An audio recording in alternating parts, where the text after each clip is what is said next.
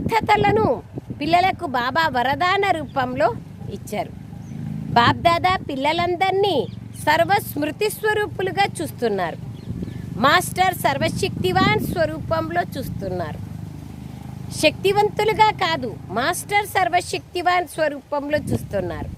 ఈ సర్వశక్తులు బాబా ద్వారా పిల్లలు ప్రతి ఒక్కరికి వరదానం రూపంలో లభించాయి.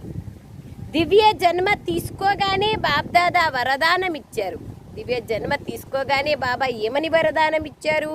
సర్వశక్తివాన్ భవ. మనకు బాబా సర్వశక్తివాన్ భవ అనే వరదానాన్ని ఇచ్చారు. ఇది ప్రతి జన్మదినానికి వరదానం. ఈ శక్తులను వరదాన రూపంలో కార్యంలో వినియోగించండి. శక్తులైతే పిల్లలందరికీ లభించాయి, కానీ కార్యంలో ఉపయోగించడంలో నంబర్ వారుగా అవుతున్నారు. విన్నప్పుడు తెలుస్తుంది శక్తులు ఉన్నాయని, చదివినప్పుడు ఓకే, కానీ కార్యంలో అవసరమైనప్పుడు అవసరమైన శక్తిని పిల్లలు నంబర్ వారుగా ఉపయోగిస్తున్నారు. ఉపయోగించే దాన్ని బట్టే విజయం అనేది లభిస్తుంది ప్రతి కార్యంలో.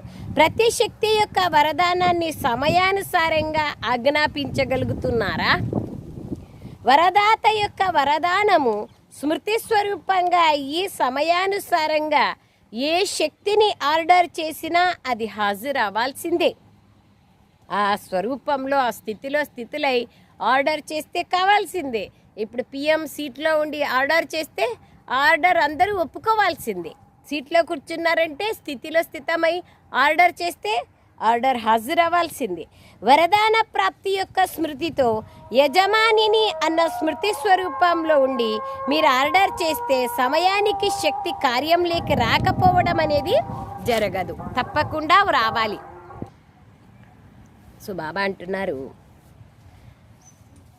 మాలిక్ స్థితిలో ఉండి ఆర్డర్ చేస్తే ప్రతి శక్తి హాజరు కావాల్సిందే. అయితే బాబా అంటున్నారు, ప్రతి జన్మదినానికి వరదానం రూపంలో బాబా సర్వశక్తివాన్ భవ అనేటువంటి వరదానాన్ని ఇస్తున్నారు, కానీ కార్యంలో వినియోగించే దాంట్లో నంబర్ వారుగా ఉన్నారు. బాబా అడుగుతున్నారు, ప్రతి శక్తి యొక్క వరదానాన్ని సమయానుసారంగా ఆజ్ఞాపించగలుగుతున్నారా? వరదాన ప్రాప్తి యొక్క స్మృతితో యజమానిని అన్న స్మృతిలో ఉండి ఆర్డర్ చేస్తే సమయానికి శక్తి కార్యంలోకి రాకపోవడం అనేది జరగదు, ఖచ్చితంగా వస్తుంది అని అర్థం. కానీ యజమానిగా అయ్యి మాస్టర్ సర్వశక్తివాన్ స్మృతి యొక్క సీట్ పైన సెట్ అవ్వాలి. సీట్ పైన సెట్ అవ్వకపోతే ఏది మీ ఆజ్ఞ అంగీకరించదు. బాబా మిమ్మల్ని